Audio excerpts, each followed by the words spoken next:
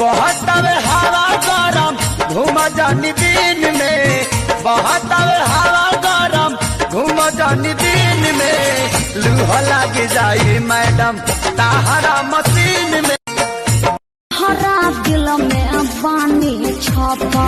चेहरा छोड़ी निहारे लचपा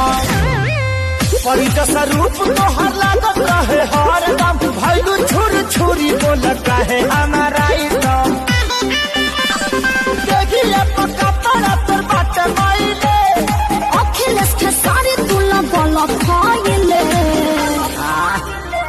हमारे बरामा में छुछू नारी लिखाइले। चुप रहा अपने बड़ा छुछू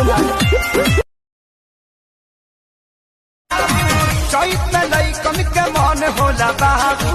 एक बार मिलबू तो कहबू की आऊ हाथ जली हे न फाटल बाबा गली ना पतार लगो तारू जान मार मैडम ताहर कजरा कटार देखी भइनी बेमार मैडम तबला पैसे आजुगा भई इनी बुखर बुझा भइल मैडम कहम 1 2 3 चालू कदी हो मशीन कहम 4 5 6 तो दवाई लगी जो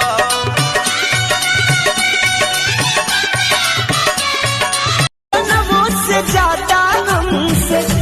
करला प्यार हो सिंदूर से सजावो जनी पिया मुरली लाल हो सिंदूर से सजावो।